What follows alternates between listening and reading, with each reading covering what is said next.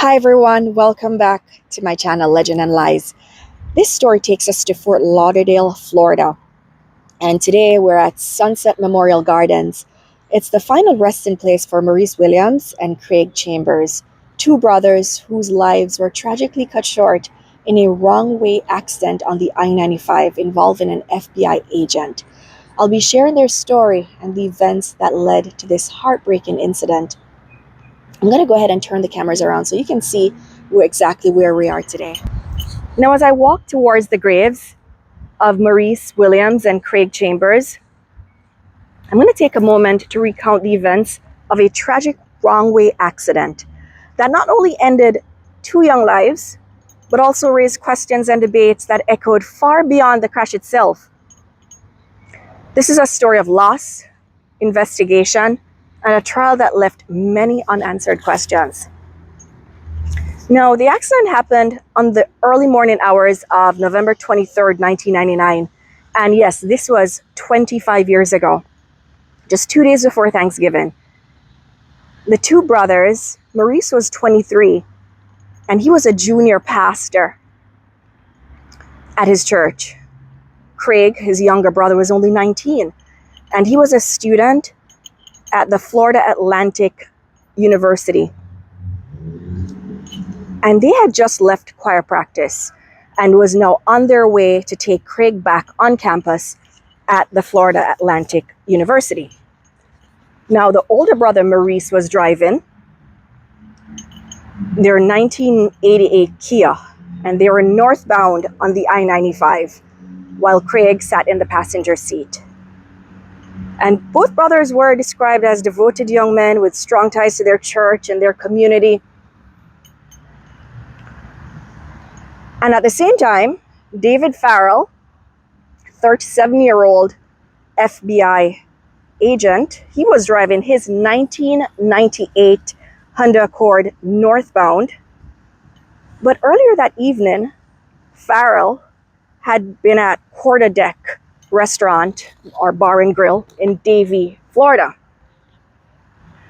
And he had consumed several beers while watching a football game with his supervisor.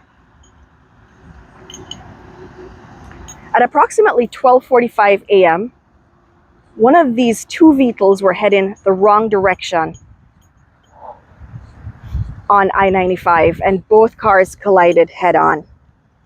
And as you can imagine, the impact was catastrophic. Both brothers were killed. The FBI agent, he had a fractured wrist, but he survived the crash. Now, here's where it gets tricky and controversial.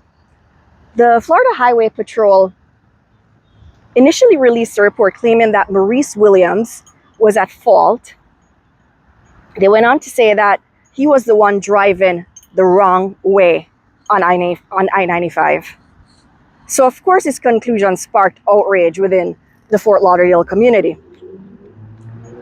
But then Maurice and Craig's family, along with community leaders, contested the initial findings.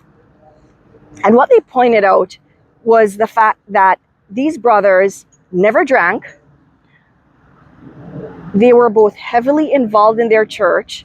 Craig was on an academic scholarship at FAU. These brothers were responsible young men.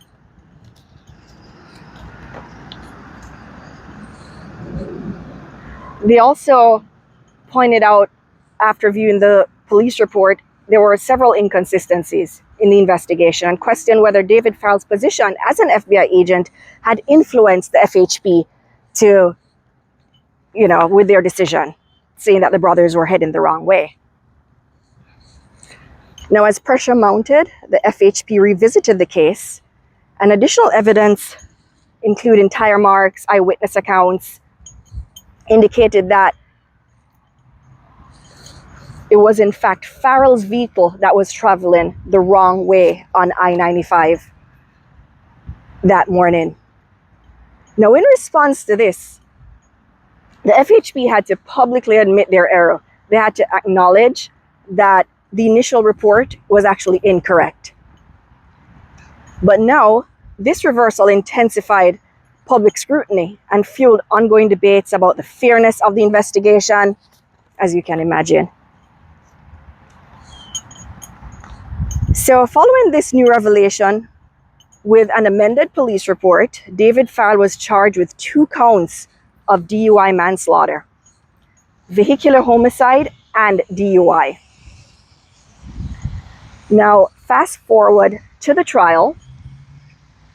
The prosecutors argued that Farrell's alcohol consumption impaired his judgment, causing him to drive the wrong way and ultimately leading to this fatal crash. But the defense countered by saying it is possible the brothers turned back to help a Good Samaritan that was seen walking on I-95 from a broken down car. A part of their argument was that 0.14 alcohol level would not impair a 300-pound, 6-foot tall individual. So that was the defense argument. Now, as you can imagine, the trial was lengthy and emotionally charged. The prosecution's case relied on Farrell's blood alcohol content, which was almost twice the legal limit.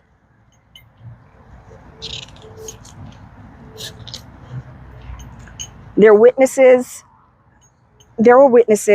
stating that Farrell's dark-colored Honda was actually heading the wrong way on I-95. And there were also witnesses that testified that it was the brothers' light-colored Kia that was heading the wrong way. In November 2002, the jury returned its verdict. And the FBI agent, David Farrell, he was acquitted of DUI manslaughter and vehicular homicide. And those were the most serious charges of all the charges that he was laid with. He was convicted, though, of 6 misdemeanors, including DUI and reckless driving. Him being acquitted of these felony charges was a significant blow to the prosecution, and it left the victim's family feeling that justice wasn't fully served. The following January, after the trial, Farrell was sentenced to 90 days in jail. The relatively light sentence was met with mixed reactions, as you can imagine, from the community. Some people believe the jury's decision reflected complexities of the case, which others felt it was insufficient given the loss of 2 lives.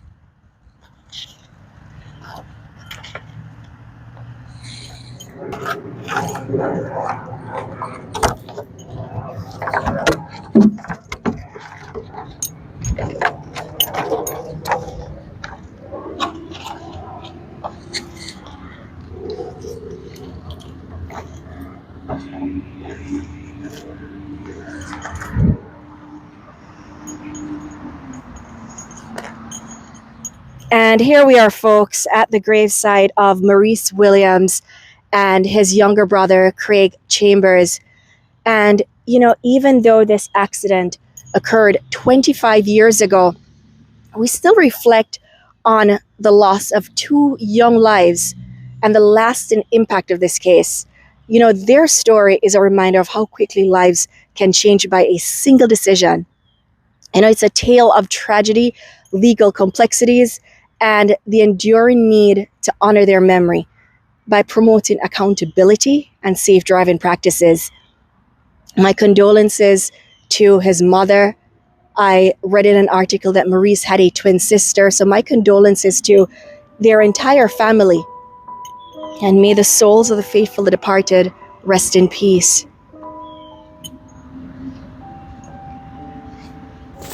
So after I visited the graves of the brothers, I reached out to their mother. No, primarily because I needed some pictures of her sons, as I was unable to find anything online, just mostly newspaper articles, but I wanted something a bit more personalized. And I felt it was important to include their faces in the story to truly honor their memory. So initially, I was hesitant to call, as I didn't want to bring up such a painful moment in her life.